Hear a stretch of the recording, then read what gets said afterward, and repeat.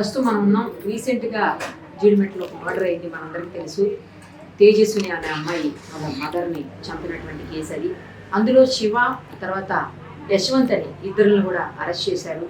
అమ్మాయి లవర్గా శివ అని చెప్తున్నారు, అబ్బాయి తమ్ముడు యశ్వంత్ అని చెప్తున్నారు. ఇప్పుడు మనం నల్గొండలో వాళ్ళ ఇంటి దగ్గరే ఉన్నాము, శివ వాళ్ళ ఇంటి దగ్గర. వాళ్ళ మదర్ ప్రస్తుతం మనతో పాటు ఉన్నారు. వాళ్ళు చాలా ఆవేదన చెందుతున్నారు, చాలా బాధపడుతున్నారు జరిగిన సంఘటనకు.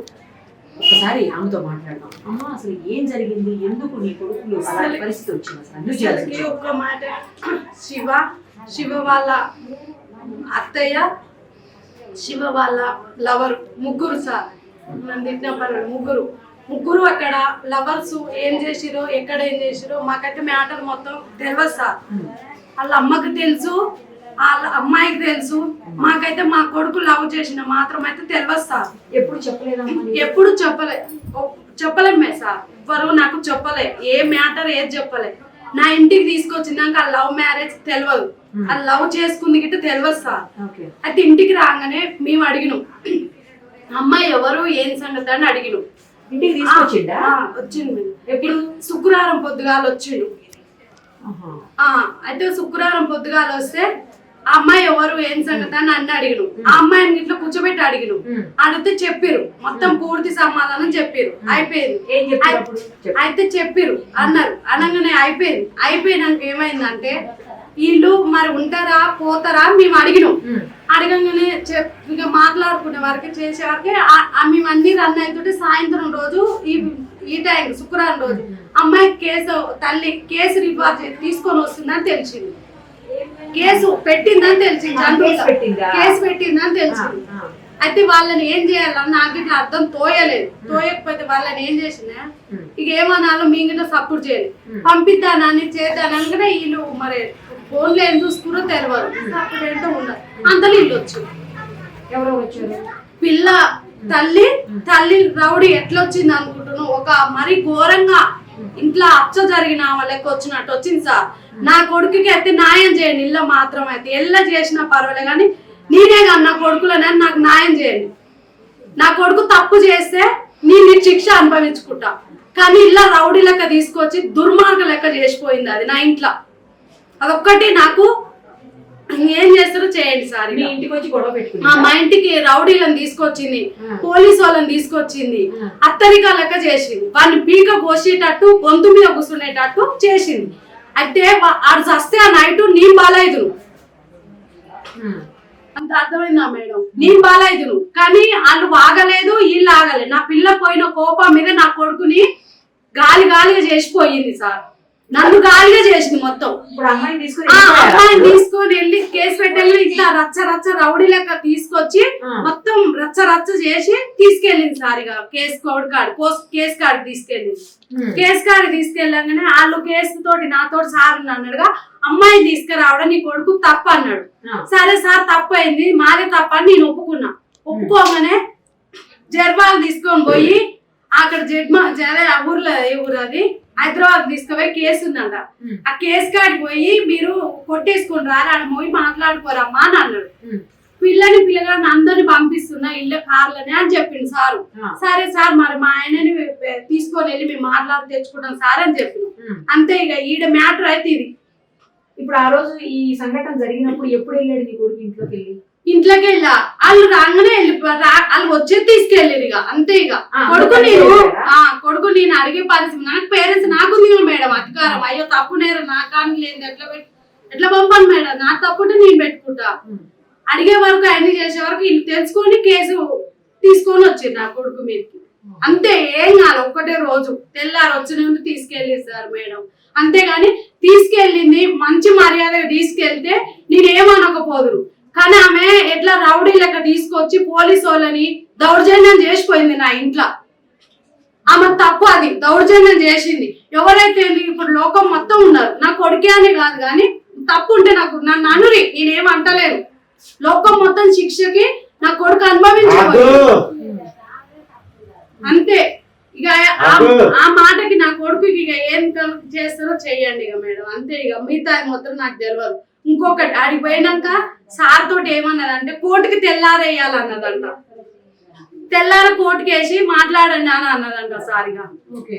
అంతే ఇక అడిపోయినాక మీరు తెల్లారి పోయినాం పోతే అన్నారు కదా సారు కోర్టుకేసాం మళ్ళీ తెల్లారి రాదన్నారు. మిగతా సంగతి ఏమైందో తెలియదు కానీ వాళ్ళ దాంట్లో నా కొడుకు బలైపోయింది సార్. నువ్వేమన్నాను కానీ మీరు వెళ్ళారా అమ్మా? మీ అబ్బాయి దగ్గరికి వెళ్ళారా మీరు? వెళ్ళారా? వెళ్ళినప్పుడు ఏమన్నాడు? చెప్పిందా మీకు? మాకు ఏం చెప్పలే మేడం, ఏం చెప్పలే, ఏం చేయలే. కానీ ఈయన టాప్టర్ పెట్టి తీసుకొని పోయినాక మేము అక్కడ పోయినాక సార్ ఏమన్నాడు అంటే తెల్లారి కోర్టుకి వెళ్ళామా నీ కొడుకును అని అన్నాడు. కానీ నా కొడుకు మరి ఏం చేద్దామని అని అంజలి ఏమనుకుందో తెలియదు సార్ ఇక.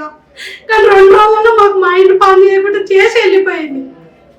సార్ గారికి పోతే మైండ్ పని చేయలేదు. కోర్టుకి వేస్తానంటే నా కొడుకు ఏంటి అనుకారం చేసిండే నేను అనుకున్నా.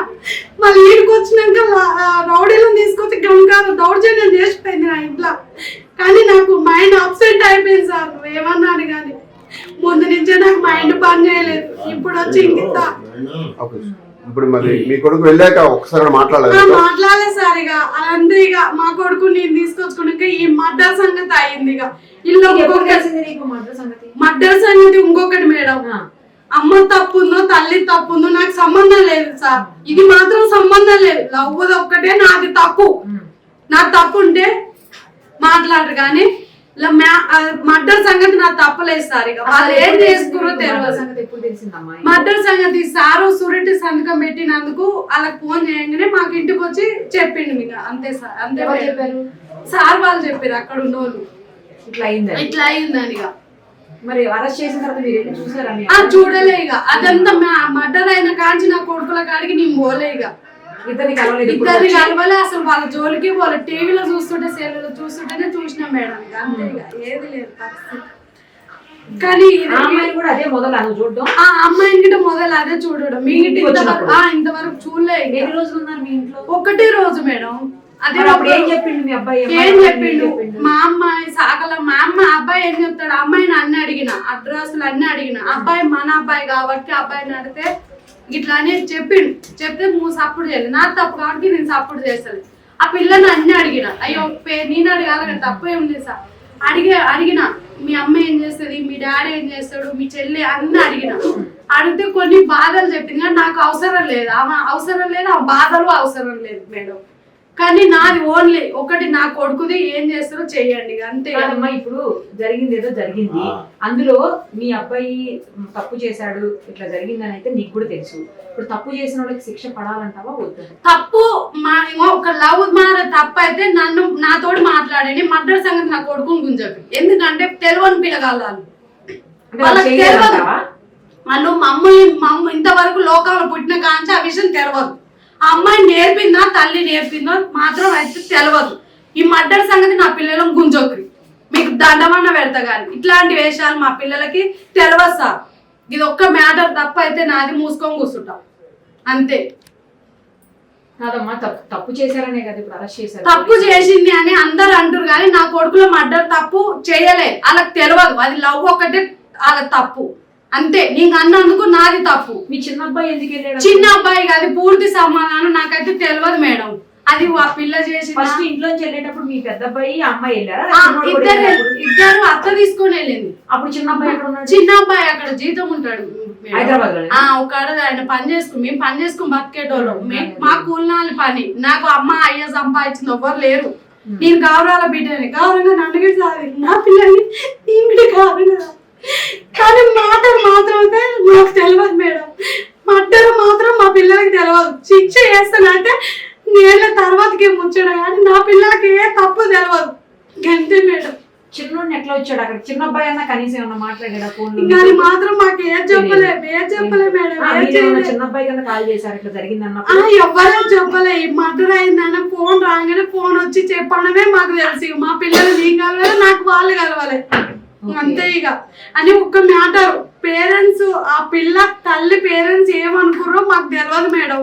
కానీ మా పిల్లల్ని ఇరికించారు. అమ్మాయి చెప్పింది బాధలు అంటున్నావు కదా, ఏం చెప్పింది? ఏం చెప్పిందంటే నాకు అవసరం లేదు మేడం, ఆ బాధలు వద్దు మేడం, వద్దు మామూలుగానే వద్దు మేడం. ఆ బాధలు ఎవరి గురించి నాకు వద్దు మేడం. ఆ మ్యాటర్ వద్దు, నాకు ఆ వెళ్ళి వద్దు. కానీ నా ఒక్కటి న్యాయం చేయండి అంతే. నాకు వద్దు, ఏ లొల్లి వద్దు. నేను ఒక్కడి పోయి 4 దెబ్బ తిన్నా తెలుసా మేడం. వద్దు అలా ఏమన్నా చేసుకొని కానీ నా వల్ల. లవ్ మ్యాటర్ ఒక్కటే మా పిల్లలకి తప్పు, కానీ మిగతా మ్యాటర్ తప్పు లేదు. వాళ్ళ తప్పు వద్దు మేడం. ఇప్పటికే నేను అంటున్నారు కదా 16 ఏళ్ళ అమ్మాయిని లవ్ చేయొచ్చా మరి తప్పు? అమ్మాయి సరే అదే మేడం నేను గిట్ట అంటున్నా, ఒప్పుకుంటున్నా. ఆ పిల్లలకి తెలియదు, ఆమెకి తెలియనప్పుడు ఒక మ్యాటర్ తెలియనప్పుడు తల్లి పేరెంట్స్ నాకు చెప్పాలిగా మేడం. నీ పిల్లగాడు ఇట్లా చేసిన మేము పేరెంట్స్ ఉన్నాం కదా, ఒక్క మాట చెప్పలే. వాళ్ళకి ఇట్లా కలిపేటట్టు మొత్తం కమ్మిచ్చింది. అది మేడం కావాల్సింది తప్పు, వాళ్ళకి కమ్మిచ్చి ఇవాళ ఏం చేసింది అంటే కోర్టు కాడి పోయి తెల్లారే వార్డర్ ఇచ్చింది. కోర్టుకి వెళ్ళాలి పోలీస్ స్టేషన్, ఈడికి కమ్మించుకొని ఈడికి వచ్చింది రౌడీల లెక్క. అర్థమైందా మేడం నేను చెప్పింది మ్యాటర్ అది. ఇవాళ నా పిల్లగాడు మర్డర్ కింద పడ్డాడంటే తల్లి పిల్ల కమ్మిచ్చారు. చిన్నమ్మాయి పెద్దమ్మాయి ముగ్గురు కలిసి కమ్మిచ్చినాక ఇప్పుడు చిన్నమ్మాయి ఏం చేసిందంటే మా ధీరంగా మాట్లాడి చేసి శివ వాళ్ళని ఇరికిచ్చాలి, నా అమ్మ తప్పు లేదని చిన్న అమ్మాయి తేజు వాళ్ళ చెల్లె మాట్లాడుతుంది అంతే. తేజు వాళ్ళ చెల్లెది తప్పు ఉందాడా, గంతగంట మించి నాకు ఏది లేదు. చిన్న పిల్ల ఎట్లా అంటే చెప్పనా, మంచి చెడ ఉంటే నాకు చెప్పాలి, ఏదన్నా ఉంటే చెప్పలేకుండా వాళ్ళని ఇరికిచ్చింది. ఈ అమ్మాయి ఏమంటుందంటే పెద్ద అమ్మాయి మా అమ్మ బాధలు పెట్టే వల్ల నేను చంపిన అనే వరకు నా పిల్లలు పక్కకు జరిగిరు. ఆ మాటకి అంత కమ్మించి, కానీ ఈ విషయం మాత్రం నాకు తెలియదు. సుమన్ టీవీలో మీ పర్సనల్ అండ్ బిజినెస్ ప్రమోషన్స్ కోసం కింది నెంబర్కి కాంటాక్ట్ చేయండి.